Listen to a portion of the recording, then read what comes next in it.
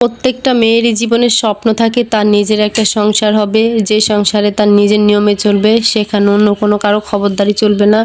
সংসারের প্রত্যেকটা জিনিস তার পছন্দ মতো হবে, ঘরের আসবাবপত্র থেকে শুরু করে হাঁড়ি পাতিল পর্যন্ত সব কিছুই তার নিজের পছন্দে কেনা থাকবে। ঘরের প্রত্যেকটা কন্যার নিজের পছন্দে সাজানো থাকবে। তো আমিও তার ব্যতিক্রম না। বিয়ের এত বছর পর সংসার শুরু করার পর সংসারের জন্য একটু একটু করে জিনিস কেনা শুরু করলাম। তো আজকে নিজের সংসারের জন্য কি কিনলাম সেটা দেখার জন্য পুরো ভিডিওটা দেখতে হবে। হ্যালো এভরিওয়ান, আসসালামু আলাইকুম। কেমন আছেন সবাই? আশা করতেছি সবাই ভালো আছেন। আপনাদের দোয়া এবং আল্লাহর রহমতে আমিও ভালো আছি। আমি সংসার শুরু করেছি কিছুদিন হলো। তো আমার বাসায় তেমন কোনো ফার্নিচার নাই, খাট নাই। এতদিন আমরা ফ্লোরিংয়ে ঘুমাইতাম। তো আজকে একটা খাট কেনার জন্য চলে আসলাম। তো প্রথমে অনেকগুলো দোকান দেখলাম, দেখে প্রাইস সম্পর্কে আসলে একটু ধারণা নিলাম। আসলে আমার ফার্নিচার সম্পর্কে তেমন কোনো ধারণা নাই, তারপরেও যতটুকু পারলাম সেখান থেকে কিনলাম। তো এই দোকানে আসার পর দেখলাম এখানে অনেক রকমের ফার্নিচার আছে এবং খাটের কালেকশন হিউজ। তো এখানে দেখার পর ভাই আমাদেরকে ভিতরে নিয়ে গেল, গিয়ে এখানে অনেকগুলো খাট দেখাইতেছিল। এখানে অনেক ডিজাইনের অনেক কালারের খাট ছিল, কালারগুলো যেমন সুন্দর ডিজাইনগুলো তেমন সুন্দর, এক একটা থেকে এক একটা ইউনিক। তো আমার এখান থেকে একটা খাট পছন্দ হয়েছে, কোনটা পছন্দ হয়েছে এবং কোনটা কিনেছি সেটা ভিডিও শেষে দেখাবো। তো তারপরে সেখান থেকে আমি ড্রেসিং টেবিল দেখতে গিয়েছিলাম, কারণ আমার পরে একটা ড্রেসিং টেবিল লাগবে। তো তার জন্য আমি ড্রেসিং টেবিলের ডিজাইনগুলো দেখতেছিলাম। ডিজাইনগুলো অনেক সুন্দর ছিল। আর এখানে ড্রেসিং টেবিলের ভিতরে হিউজ পরিমাণ জায়গা ছিল বিভিন্ন জিনিস রাখার জন্য। আমার এই ড্রেসিং টেবিলটা অনেক পছন্দ হয়েছে, কিন্তু এখন তো ড্রেসিং টেবিল নিব না, তাই আর কি ড্রেসিং টেবিল দেখে রেখে চলে আসছি।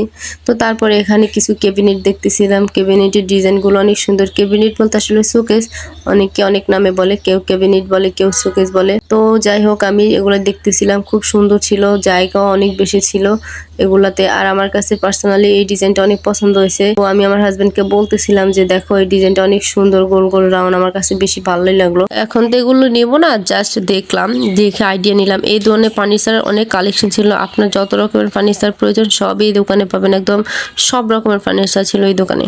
তো পাশে কিছু আলমারি ছিল, সেগুলোও দেখতেছিলাম। যেহেতু আমার নতুন বাসা, আমার বাসায় তেমন কোনো ফার্নিচারই নেই, আমার একটা একটা করে সবই কিনতে হবে। তাই আসলে আমি সবগুলো দেখতেছিলাম যে পরবর্তীতে নিলে যাতে সুবিধা হয়।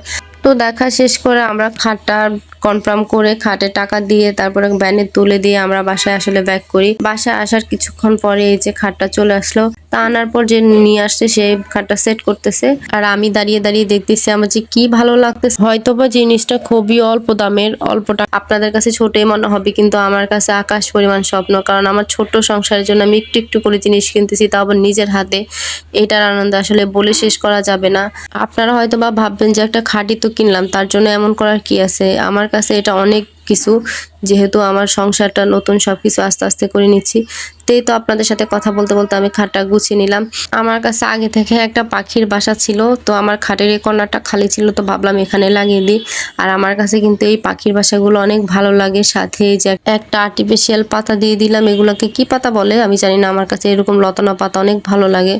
তো এই কর্নারটা খালি ছিল তাই এরকম দিয়ে দিলাম। আপনারাই বলেন দেওয়ার পরে কেমন হয়েছে। এই হচ্ছে আমার খাটের ফাইনাল লুক। খাটটা কেমন হয়েছে কমেন্ট বক্সে জানিয়ে যেতে একদমই ভুলবেন না। একটা সাদা চাদর দিয়ে দিলে দেখতে আরো সুন্দর লাগতো। আমার কাছে সাদা চাদর ছিল না, যেটা ছিল সেটাতেই দিয়েছি। এটাতে কেমন লাগতেছে বলবেন কিন্তু। তো আজকের জন্য ভিডিওটা এখানেই শেষ করলাম। নেক্সট ভিডিও দেখার জন্য পেজটা ফলো করে পাশে রাখবেন। আর আজকের ভিডিওটা কেমন হয়েছে কমেন্ট বক্সে জানিয়ে যেতে ভুলবেন না। আজকের জন্য বাই, আসসালামু আলাইকুম।